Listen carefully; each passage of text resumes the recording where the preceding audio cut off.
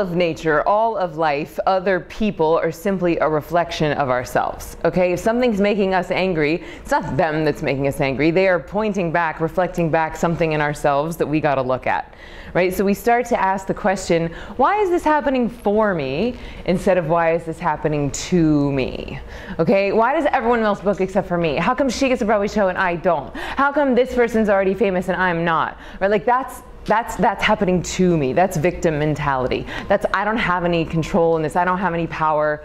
It's not up to me at all. And I just got the short end of the stick and I'm not good enough and it's not fair. That's one way of looking at it. And a lot of us do it. And it's easy to see things like that. But it's not true. Because the thing is that we don't know what's going to happen tomorrow. We don't know.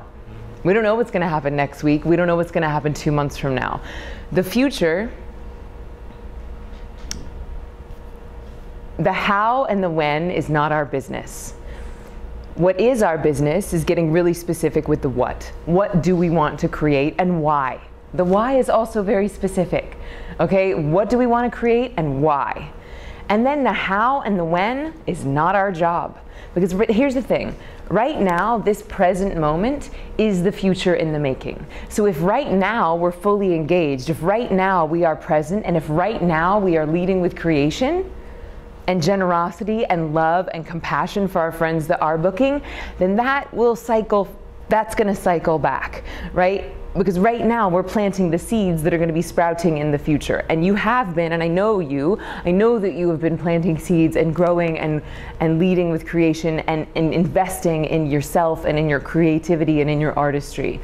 And the good news is that in and of itself is the payoff. And here's the trick. This is when the thing starts to flip a little bit, is when we start looking at the reward for creation being creating itself. Okay, if we start to create for the sake of creation, and I know that sounds sort of hippy-dippy and esoteric, but think about it. If you get up here and you do a scene tonight for the sake of doing it, and for the sake of having a really good time, and for the sake of giving over, and just doing an experiment to see how much you can trust creativity and how much you can trust nature, and then you have the high of that, the high of letting go, the high of allowing yourself to jump out of that plane and let nature be that parachute for you, that will be its own reward just because you've done it. And as we start playing like that, as we start creating like that, all the rest of that crap just shows up by accident as a byproduct, but not the goal. Because the goal has already been achieved, because we're already creating. So all those things, all the money and the bookings and the jobs and the awards and the bi-coastal life and all that, it starts to happen as a byproduct of successful behavior and not as some end game, not as the arrival at some goal. Because as I'm always saying, we never arrive. And I wish that I could just like burn this into everybody's brains. But there is no arrival point. There is no day where you're like, oh, I made it. I'm just gonna chill from here on out. The only time that happens is when we're too old to care and we're just tired. And then we stop caring so much because our bodies hurt.